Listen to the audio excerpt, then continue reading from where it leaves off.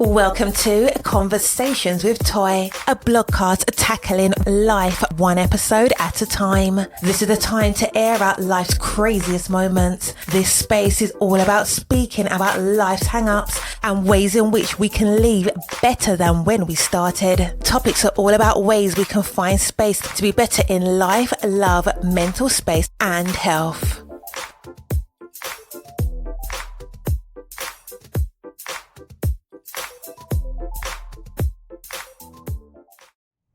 Happy Friday. I hope that you had the most amazing week ever. Listen, this was 4th of July week, and I'm sure some of you went on vacation, you did your thing, and I'm hoping that you had the blast from the past. But we are back and getting back into reality of work and life and balance and content creating and all the things. So listen, I am so grateful for you all. And you guys have been holding me down. You have been holding me down. Listen, I have been feeling some slightness of guilt because I felt like, am I not being consistent enough and not showing up enough? All the things. And you guys have just been holding me down. You guys have been listening to the podcast. I am overwhelmed with the love. So thank you. But as I always greet, if this is your first time tuning in to Conversations with Toy, welcome, welcome, welcome. I am so elated to have you here. I will talk with you about the joys of mental health, the lows of mental health, because there are some joys, there are some lows and highs with mental health.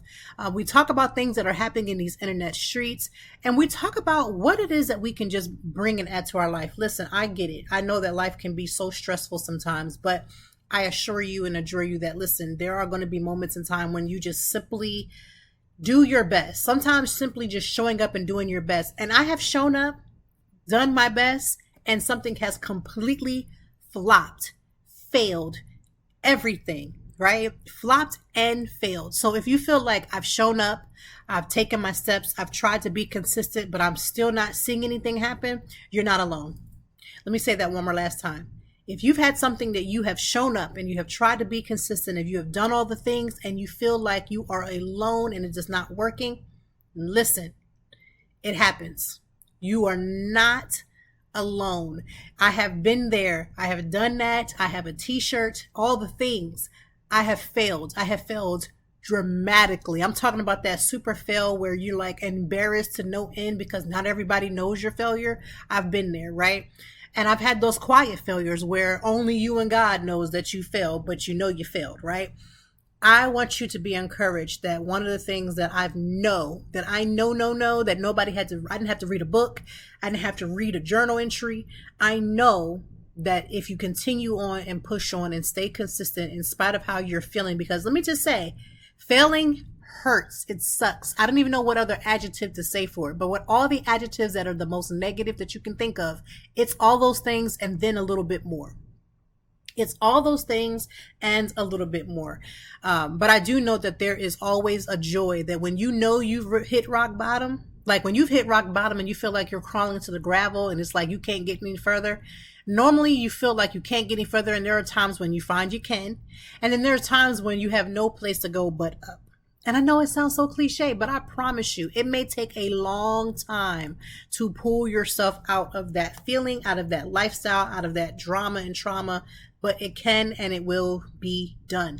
On this episode, I'm going to talk about some of the things that I've been seeing going on the internet, and one name, Keke Palmer. We're going to talk about her and the father of her son, and the comments that have happened in the firestorm that has taken place on the internet, where everybody has come to the defense of Miss Keke Palmer. Now listen, I think that Keke Palmer is a joy. She is abrasive to a lot of people, and not up to me, but to some people find that she is too abrasive, too whatever, right?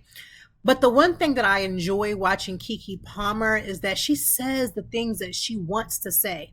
There is something absolutely freeing that as a woman I can admire, being that she's younger than me, right? I'm older than her. I could be like a good cousin to her. I ain't her auntie now. I'm not of auntie age.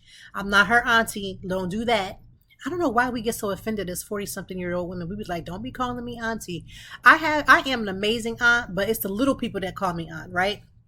I feel like if you're trying to call me an auntie, you would have to be almost like junior high type situation before I'll be all right with that. I go all that to say is that Kiki is like a cousin. I'm not her auntie. She is not my niece. I feel like it would be more like a cousin, energy. But when I see like younger women just like walking in themselves, regardless of people saying, oh, I think she's this, she's too this, she's too that. There's something absolutely freeing, because 90% of the women that call her out, who think she's too abrasive, that have all these issues, there is a lack of freedom that lives within their soul, that's what they're really resonating with.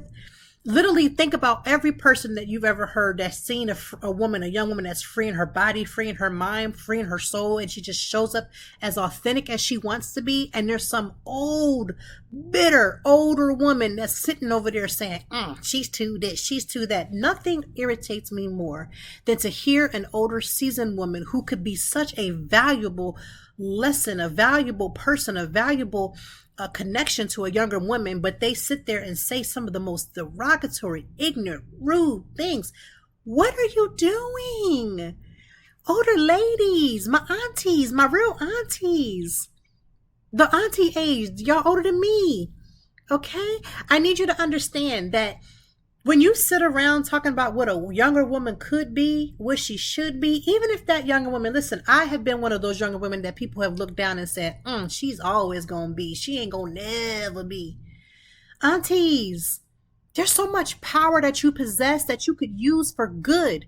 If you have to talk about a woman's weight, if you have to talk about what a woman has and what she doesn't have, you are living your life wrong. You are missing some steps. I promise you are missing some steps. There's some joy that you can invoke in yourself. There's some places that you wish you could do that you ain't doing, and you need to be spending time on that or encouraging somebody. I don't care that a woman is too big. Y'all be killing me with the Lizzo stuff. I tried not to take it there, but y'all be doing a lot. Why are y'all worrying about a successful woman? She ain't asked you to eat with her. She ain't asked you to take and pay her bills. These are free women. Now, whether you think she's showing too much skin or they show too much skin or whatever the case, because that's what happened this week, right? Keke Palmer's boyfriend made a comment on social media and basically was like, you're a mother. I can't believe you had that type of dress on. Baby, I had 3 children. And if I would have dropped weight like that and felt free enough in my skin, I might have came out as something like that. Why? Because it's something free, especially after you have had a baby. Baby, when you've had a baby and your body goes through it. Listen, with my first child, nobody could even tell I was pregnant. I was so slim, trim, and snatched. You couldn't even tell that I had a baby outside of a stomach. When I went to that side profile, couldn't tell nothing. The other 2 subsequent children did not go as well as I had thought. You get real cocky with that first one. You drop that first baby weight and you be feeling yourself, right? That's how Keke's feeling. I know what that feels like. You're like, Lord, look at me. Now, let me just say this before y'all come for me in the comments. This whole snap back, snatch back, and all this other stuff, we know that that's not it, right? We know that there are other levels to it, and it takes over a year to get your body, your mind, your soul, and all the things where you have to snatch it back from the children that have snatched it from you. I get that. But when you have a moment when you start to really feel confident and sexy and free in your skin and you're a mom, it is more liberating. It is beautiful. She is glowing and all of the things. Now, granted, she was real. She kept it real. If you listen to her podcast, she kept it all the way real. She let everybody know, listen, her having to do what she had to do, just lose that weight, is because she's in the public eye and she got to make her money, right? She got to get back on the movie screen. She got to get back on the TV screen. She got to get back to doing what she's got to do. So for most moms who get to have the moment to kind of rest and relax, that's not her lifestyle. She was very honest about that. But baby, I don't care if you're a stay-at-home mom, if you're a corporate mom, if you're whatever type of mom. The second you start to feel good in your skin, my God, Keke Palmer is doing it, right? And so I find it distasteful that everybody is worrying about the outfit that she had because, as a mom, she's not allowed to wear that outfit. Says who? Says who? Like, again, says who? It's always the people that are wishing that they could be that or could do that or could walk in that life. And maybe it's just the freedom. You're not able to express that. You may not want to wear that same outfit, but you just want to be free in your skin. You ain't there yet, right? But as a partner, I find it very distasteful for anyone to go online and make these comments to the point where you have to shame somebody, your own person. Now, they're not married, right? but they're still raising a child together. And I believe, from what I can perceive, I believe that they're living together. They are very conjoined. So for him to go on there, maybe he had the conversation with her and she still left the house like that because, she is grown, right? Grown. See, this is the thing. My mom used to always say to me when I was a younger kid, when you get grown, then you could tell people where to park a car, right? And what she basically was saying was, when you get grown, she didn't say when I got older, she said when I got grown, because some of y'all be confusing age with grownness. Let me break it down for you. If you are the financial responsibility of someone else, meaning you are staying at Cousin Buki and them's, Aunt JoJo and them, Grandma Susie and Rodin, you are not grown, although you may be of age, right? So when you get grown, meaning you can stand up on your own 2 feet and you pay them bills every month, or you don't, or you're doing whatever it is that you got to do, and you don't really have to answer to somebody where you got to keep asking somebody to keep bailing you out of life's problems every other week, you grown when you cannot do those things. When you are walking in your grownness, you are grown. Keke Palmer is grown. She been old enough for a while, but she mother grown. And one of the things that if you listen to her podcast and listen to her speak, she's letting people know now she's somebody's mother. Ain't nothing y'all gonna be able to tell Keke about nothing. So I don't think the child's father gonna have to stand a chance, because she's always been outspoken. Now, I don't know what's going to happen for them. That ain't none of my business. That ain't none of my concern, because he placed it out there. People kill me. Mind your business. When people put business on the said internet streets, it's open book and open sesame for all of us. That's why all of us is talking about it, whether they're talking about it on social media. There are other podcasters that are talking about uncovering that for this week. Trust and believe. But when you get grown and you get sexy and you start to really feel like you are in your skin, you wear what you gonna wear, because who gonna stop you? Who is going to stop you? So I don't know what's going to happen to that young man. Maybe he got to be having that quick lesson, that conversation. Like, you met Miss Keke when she was fired. Now Miss Keke is fire plus, right? Miss Keke got gasoline following her because she fire plus. You might want to just sit this on the side. You might want to have a seat. Now, the flip of that is, should she as a mother walk around showing off her body? Oh my God. Like, I don't know what that right answer for that is. I know for me, if I decided to walk out here with that outfit, not only would my husband be high-fiving me, he would buy me multiple of the same outfits. I don't know, maybe because it's my persona online where I look, I'm not as flashy and I don't have as much skin out. That's just me. That's just my personal preference. But I promise you, if anybody who knows my husband in real life knows that if I wore that outfit, he would buy me 10 more. That same day, the second I went out and I put that out on the internet, my husband would be underneath talking about bring that home. He would have all kind of comments, because we don't do that. We try not our best not to go online. And if we're having a disagreement about something, which we have had, we don't bring it onto the social media. We don't make statuses about each other anymore on status, because we have done it. I ain't gonna say we ain't never done it. We have done it. But when you grow up, you know better, right? You know to not do those things. They're in their 20s. They'll get there. That's all I can say. They will absolutely get there, because why not? You have to grow into that. So whatever they got going on in their relationship, they will get there. They will stand the sands of time. They will get there. They will either grow together, they will grow apart. It's just the way life works. But Keke Palmer should never be shamed for whatever she has going on, because baby, that body is bodying, and I'm here for it. I'm here for liberated women to walk inside of their skin, regardless. Listen, you could be somebody that's covered up from your neck all the way down to your feet. Let me tell you something. I've seen some fire women that they ain't never shown an ankle or a cankle, but I promise you, confidence can be seen through whatever you got on, and you ain't got to wear a see-through outfit. You could wear whatever you want. You can make a sheet look good if you got some confidence. I promise you that. So I say all that to say, Keke Palmer, girl, do your thing. And for everybody, these aunties, these grandmas, these aunties that need to get their lives together, go ahead and do that. Go ahead and do that. Focus on that, right? What about mental health when you have a baby? Let me tell you something. Your mental health, you are always questioning if this will be the only phase, is the only thing that people will ever see you as a mom. It's like the second you become a mom, you don't get nothing else. Nobody sees you as a person. They forget you even in the room. Go to a woman's house that just had a baby and see 6 people in that house visiting, right? And I use my little imaginary air quotes, visiting. Most of the time, you don't see somebody saying, let me go ahead and wash these dishes for you. Let me go get the laundry for you. Let me go get the food. In other cultures, they do that. But for us, everybody comes and everybody's got their eyes on whoever is holding that baby, because nobody even sees a mom. So I say all that to say is one thing I can say about mental health when having a baby, because I've been there. I've dealt with postpartum depression. I've been down in the sea of like, oh my God, I was almost at postpartum, almost like the worst kind of it. And I know what it's like to feel like you've lost your way. You've lost your everything because you done brought life into this world. So if she's feeling fine and she's looking good and she's feeling good, because when you look good, you feel good. Like it's something about like when you go get your hair done or you get a little couple of moments to get your whatever done. This is why I encourage women, especially moms. I want you to find some way to take care of yourself. I don't care if it's 20 minutes outside for a brisk walk. Sit in that shower a little longer, sit in the tub and lock the door. Cause I got kids that know how to unlock a door, and I don't know what it is about my children. They are able-bodied, they know better, but they will walk in the bathroom to this day.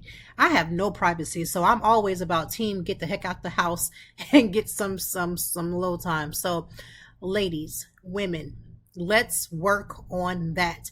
But let's also talk about the fact that it is my anniversary starting on Monday, July the 10th. 3 years of using this amazing voice to bring you this podcast, Conversations with Toy. And we have had quite a conversation. We've had conversations with some men. We've had conversations with women. We've had conversations about work. We've had conversations about life, mental health, failure. We've talked about weight loss. We talked about eating healthy. We talked about failing at things. I mean, I don't know. We've talked about all kinds of things. We've talked about sex. We've talked about marriage. I've even had my husband on this podcast before. And mental health is always going to be the first thing. There will never be an episode where we don't have that conversation in some light. I want to say thank you for rocking with me for 3 beautiful years. So because it's the 3-year anniversary, I want to get into the conversation of why did I start this podcast? What was the reason? Why did I start this podcast?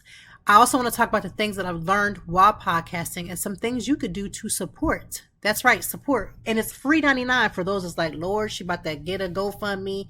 Absolutely not. You can support free $99 and not cost you a dime. So we're going to get into that conversation as well. Thank you guys for rocking it out with me these 3 years. And let's start that conversation of why did I start a podcast? Now, I started this podcast, which I call a blogcast, 3 years ago, obviously, but it was always my dream when I started the blog, which if you're not familiar, I am a lifestyle and mental wellness blogger. You can find that blog at, of course, www.toytime.org. And that blog has really been amazing to me. It's been a blessing to me. I have loved everything about it. I've enjoyed the process of sitting down and writing out content that I feel resonates with people regardless of, walks of life. But I've always wanted to do a podcast. And this is the reason why. Some people are not tuned to sitting down and reading a blog. Now, my blogs are about a good 3 to 5 minute read, and not everybody wants to take the time to read that, right? Now, otherwise, I'm still doing well with reading. People are reading, but not everybody can be reached that way. And then there are the people who love to listen. They can listen to a voice of someone talk about their ups and downs. They resonate with that. And so that's the reason why I wanted to do the podcast, to reach more people. Why do I want to reach more people? When I started my blog, it was either during or right after my postpartum depression. I know for a 1000% fact that there were other people, whether they're women, whomever, who suffer with some type of mental health situation. At the time, the postpartum made me feel extremely alone. I did everything everybody says. I went and I talked to people around me about it. I finally eventually talked to my doctor about it. And I tried to educate myself on it, but I still felt by myself. One thing that I've learned, especially when I'm just going to talk specifically about postpartum, is the fact that we don't need to only educate the mothers and the fathers. We also need to educate the mother and the father circle. And I say this because when I reached out to the people in my circle and said, I'm not doing well, these are what I'm experiencing, you know what I got?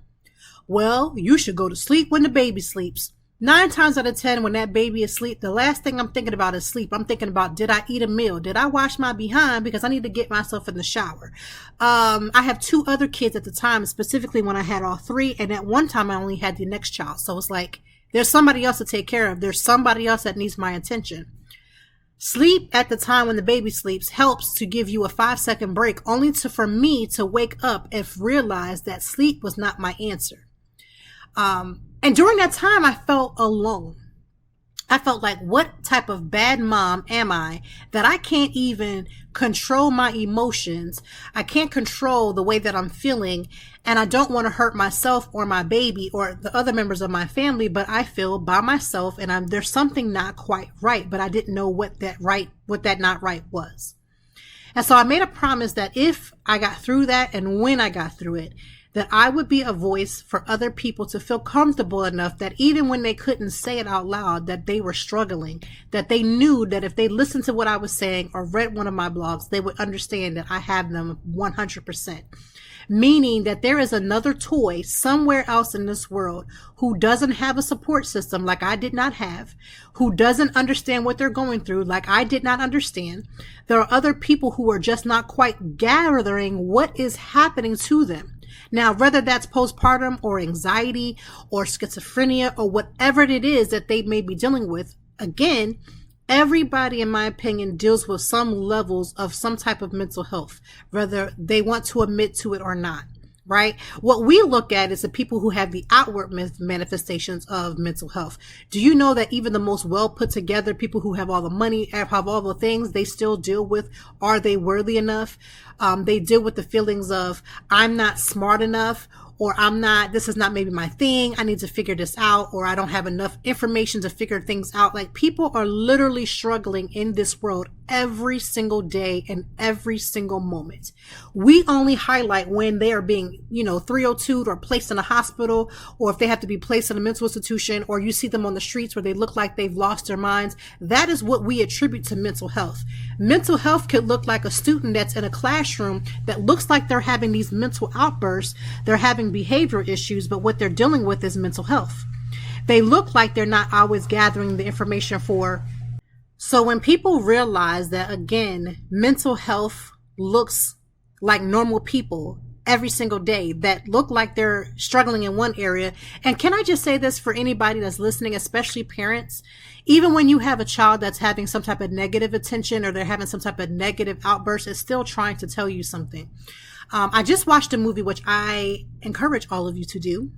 It's called Elemental, which is by, I believe, Pixar? Disney? One of them. Disney, Pixar. Yeah. And the reason why I know that is because I just came back from Disney and they had that movie, the characters everywhere. However, I took my family shortly after we returned back. And one of the parts in the movie, which I won't give away the whole movie because I hate when people do it as well, but there was a part in the movie where they talked about just that. When our behaviors, whether good or bad, shows us something, we need to listen and sit down with ourselves and ask ourselves, what is it that we're trying? What is it that we need to learn? What is it that we need to hear? What is it that we need to see? And go from that. So if you get a chance to see that movie, go ahead and see it. And it's like one of those movies where it's good for kids, but adults get it too. So go see that. But I say all that to say this. That is the reason I'm going to always, in my opinion, be the voice. I'm going to always, in my opinion, try to be there. I'm going to always, in my opinion, share the stories because we look at mental health completely wrong. Again, it could be a mother that's in her room, her house, and she's struggling, trying to get everything together. She has everything in its place. Everything looks perfect, but she is struggling on the inside because that path to perfection, child, it will choke you. Listen, I deal with this perfectionist. I used to deal with that perfectionist people pleasing thing. And I'm telling you, when you start becoming a people pleaser, it's not good for your mental health because you're constantly worried about whether or not you've misstepped somewhere, missaid something, made somebody angry, made somebody frustrated. You start to analyze everybody's facial movements and all the things that surround them. And let me tell you, that's a headache in itself.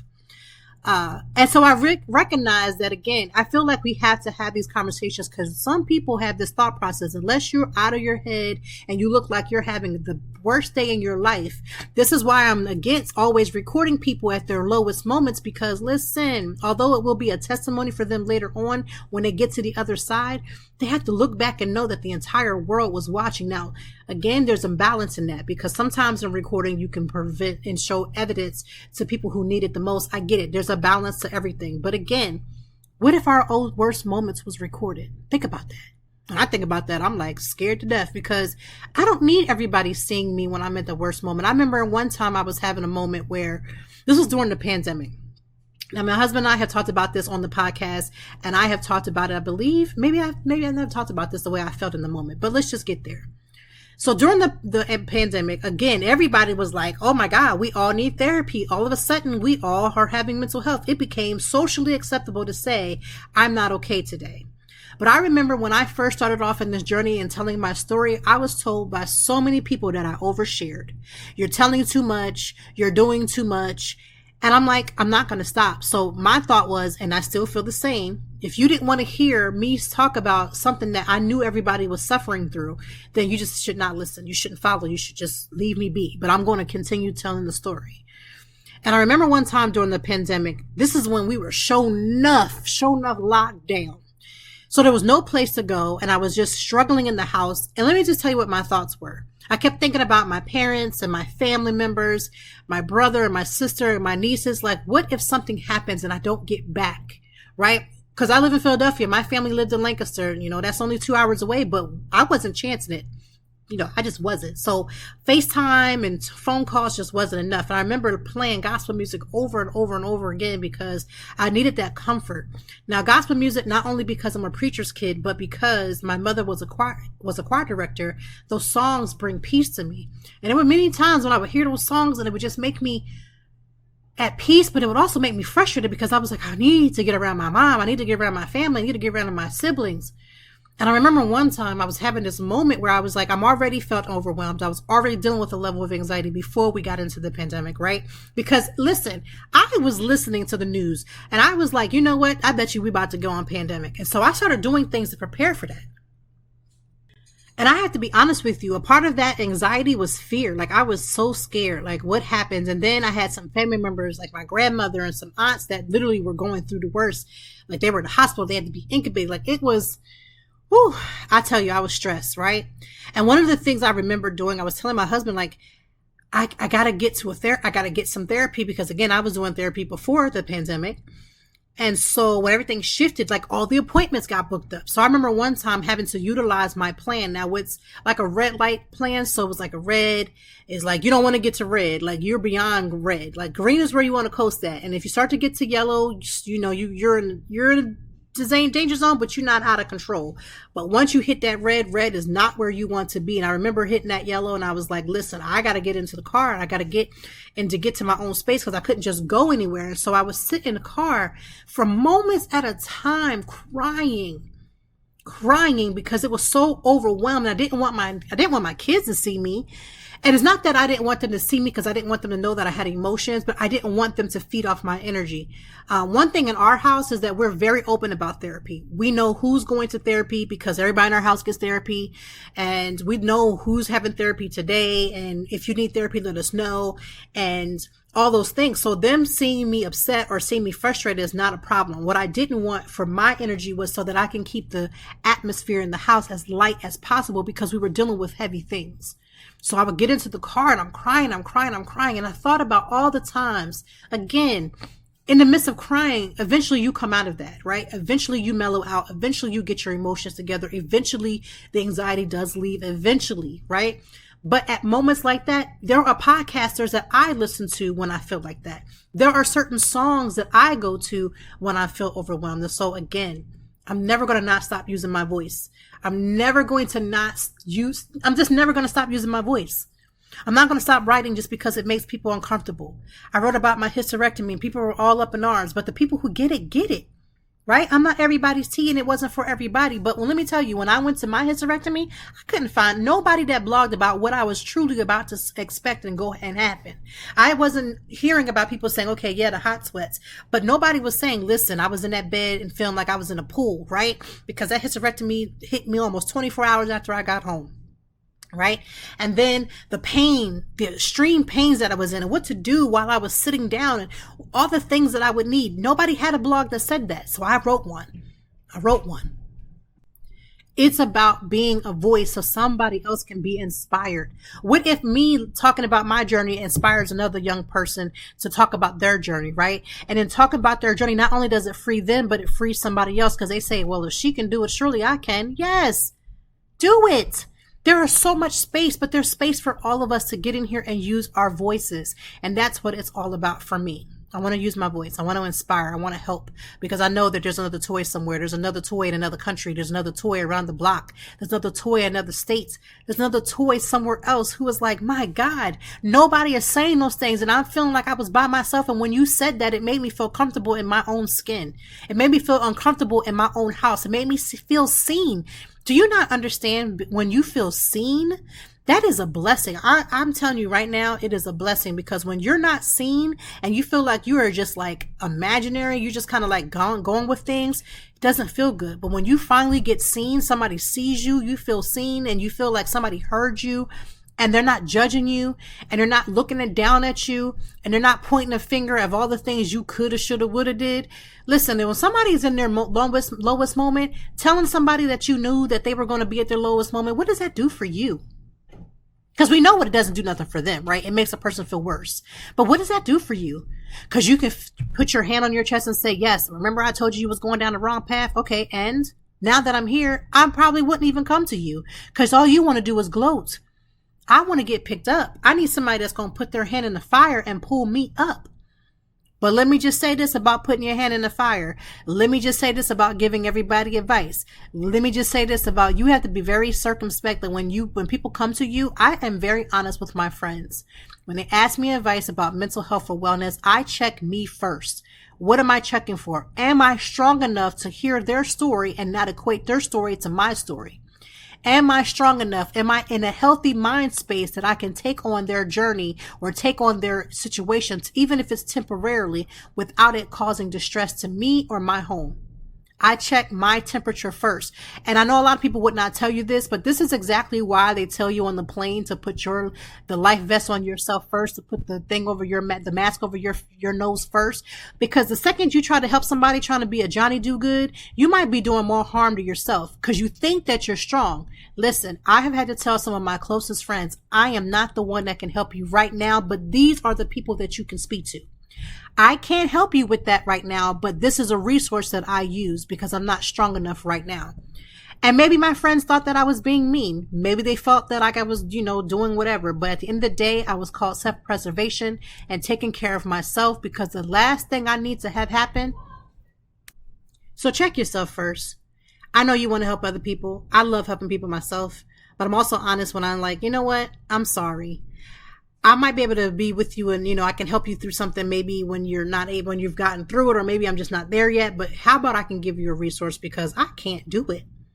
I've had many of friends that have said, I respected you for not taking on there, because why would I take on their laundry and my laundry ain't done? Like, I'm never going to wash somebody else's clothes while my clothes pile up, right? That's not me. I'm never going to give out money for rent and mortgage when my mortgage and rent ain't paid, right? I'm not going to give somebody something that I know that I need, and I know I am unwilling or not able to give it without never knowing that it's going to come back, right? I have to be able to make sure that I'm okay. Now, I get it. When you're helping the poor and you're helping people who need it, you do give your last, right? I'll give my last, but giving my last is not meaning that I'm depleted. It means that I can go back and get to a resource, but I can't get to it right now. So I'm giving it to you, and then I'll get mine later. We got to put the mask over ourselves. And sometimes we got to be honest about what that may look like. So sometimes we can't always give ourselves and all of ourselves to everybody. Listen, even with my husband and my children, there are times when I'm like, listen, I have got to take a moment because I'm at capacity and I have no more room. And to explain that for my kids, like my oldest two, I feel like they get it. But with my daughter, I used to use colors. And I would say, Mommy's at a pink right now, but Mommy's tricking over to that red, and I really don't want to be at red, or I don't really want to be at black. Or I use numbers. Mommy's at a 5, but she's trying not to go to a 10 because they understand what 5 and a 10 looks like. To my husband, I let him know, I love you, but I'm going to take a break right now. And that break may mean I'm going to go into the shower. I'm going to take a drive. For me, I love taking a drive. I do not get in a car and drive when you're angry. I do not encourage it. Calm yourself down. Get yourself afloat first before you get into a car. But I will take the longest route out and take a ride somewhere, listen to a podcast, go get my favorite juice, favorite Starbucks or drink or whatever the case may be. But whatever it is, I need to take a moment to myself, by myself. Listen, nothing irritates a person that when they're trying to get themselves together and you as a partner know that your partner is trying to get themselves together. Don't tell your kids, well, you can just go with your mom. Don't do that. You can go with your dad. Don't do that. Allow that person that space to simply breathe and do it without judgment. If you can say to your partner, oh, here you go again, you need your little space, you're not doing it without judgment. I promise you, you're not. And let me also explain it to you. For somebody who's been there, done that, and had a t-shirt, when you say little innuendos like that, your partner knows she or he cannot trust you. So they start to pull back on telling you things because you've already proven that you're not a viable resource. Because when you use people's mental health against them, it's not a good thing for you. That's why some relationships don't make it when that person becomes healed, because then they get to see that the problem was what they were dealing with, but it's also their partner, that their partner is a part of the people who push and pull on them. And nothing is worse than being with a partner that pushes and pulls on you, because it's draining. And let me explain this to you. If you're willing to put the work in to allow, knowing that your partner is pushing and pulling on you, and you start getting you together, you'll know when it's time for you to make that next step to go. You'll know. Nobody will have to convince you. You'll know. And this is the thing. You may cry and you may be upset by it and you may have all these other feelings by it, but there'll be so much peace. If you make a decision that peace don't follow, you made the wrong decision. This is why I tell people, when you're in a mental health issue and you're having a problem, don't divorce somebody right off the bat. Don't leave somebody right off the bat. Don't do all those things. Because when you leave, you want to do it with a clear head, a clear mind. Because you want to check you. You want to check your temperature. Is this me, or is this other person? Or is it a combination? And what part of this can I handle and do my part to handle me? And what else is this other person just doing something they shouldn't be doing? So you got to learn how to check your own personal temperature. And that comes from getting to know yourself. Getting to know yourself means sometimes spending some time by yourself and with yourself. And yes, you can be in a relationship and still need time to yourself to know who you are. And that's probably why you should never jump into a relationship until you've spent some time with you. If you don't know what makes you tick, you don't understand what makes you fly off the handle, and you don't really know you need to spend some time. I get it. We all want to be, we're coupled up. But you can have relationships with someone without being entangled in a relationship, right? Instead of jumping into a marriage, we spend some time with ourselves and get to know ourselves and that person, right? I get it. We want companionship, but companionship don't mean you got to make permanent decisions just because you want companionship, right? You don't have to make permanent decisions to have companionship. I know they tell you that, but you don't have to do it. So that's the reason why I wrote the podcast. Or the blogcast, because I wanted to take my voice from paper, from the computer, to the voice, to somebody's home that's listening and waiting for the next breakthrough. That is the point. Now, we don't always talk about it, mental health in a doom and gloom. There are beautiful points of mental health. For instance, me learning myself and knowing what I like, and also understanding when I needed to separate myself, caused me to be able to recognize my triggers, which are those things that pull on you, that are, again, you having to push through trauma, normally trauma. And for me, a lot of it stems from childhood trauma. Now, I used to think that was because maybe it was something wrong with me and my family, but what I've learned in therapy is a lot of people, that's where their trauma starts, right? My goal for my own children is to make sure that they're not started from a trauma point. And even if me with all the best intentions, there's still probably parts of them that will have that. But again, it's to eliminate as much as possible, because nobody is perfect. I hope that if any of these episodes, and I mean this one, any of the ones, we have over 160 something episodes through 8 seasons. That's really not a lot of seasons if you do the whole mean and everything and average, but nonetheless, we have quite a few for each of the seasons. If you want to talk and learn something about, being in relationships or being single, I have people that come on the podcast and talk about that. I have people talk about their success stories. I talk about their different techniques that are outside of the realm of just therapy. There are more things to do than just therapy for mental health. Listen to some of the podcasts. They will talk about that. I like to bring in guests that, again, bring a different slice of the pie so that eventually we will have a whole pie. We can become happy and whole individuals in our communities and our families and around and just being in our own skin. Can we say that? Yes. So thank you for rocking out with these last 3 years. I expect nothing but pure blessings as we go. So yes, the anniversary is on Monday, July the 10th, but I'm not doing an episode for Monday. So this is our episode for the anniversary, just to highlight some of the most beautiful things. I've had some of the most amazing guests come on this podcast. We have more guests plugged in for season 8, and we're about to start season 9. And I am blessed. I can't say anything but thank you, Lord, for the blessings. Thank you for rocking out. Now, what can you do to support this blogcast, right? How can you support this blogcast? Really simple. 3 things. If you are not a subscriber, subscribe. It's free. We ain't charging folks over here to listen, right? Number 2, listen and share. When was the last time you shared an episode? Pick one of your favorites and share it for the anniversary. Pick one and share it. Number 3, write a review. Yes, the more reviews you write, it keeps going up, up, and up. There'll be other people who will be like, you know what? I want to listen to see what they had to say about that. And they will listen. So 3 things: listen, share, write. Okay. We're going to listen to the podcast. We're going to share it with someone else. We're going to write a review. All of those 3 things can be done from the comforts of your home, your office, the gym, wherever you are. It can be done just like that. And it's super quick, super easy, takes very limited time. And again, it's free $99. Thank you for listening to this podcast. To celebrate, we're going to have a glass of Prosecco, because why not? Some type of champagne to say congratulations to 3 years with Conversations with Toy. We are going into year number 9. Oh my gosh, year number 9 of being a blogger. I cannot believe it. It took a lot of consistency, a lot of not giving up and tuning out some of them voices that told me that I was doing too much. I'm not doing enough. I'm ready to go even harder, right? So thank you for listening to this podcast. For every podcast that I've been on, because I've been on quite a few, thank you for hearing me and allowing me to share my story, allowing me to tell my truth, and allowing me to just be my authentic self. Because let me tell you, there ain't nobody better than to do it than me. And if you're thinking about something that you want to do, even if you think that it's quote unquote saturated, which I hate that word because there's no such thing. Remember, no matter how many voices are in, no matter how many people are writing, no matter how many people are influencing, you are the best to do it, because there's only one you. So take that energy with you on this Friday. Had the most amazing weekend. We will be back next week. I've already edited. We are already ready and set for next Friday's episode. I can't wait for you to hear it. But thank you for rocking out. I appreciate you. Thank you for the love and the support. Remember, listen, share, write. Talk to you next week. And thank you for listening to Conversations with Toy.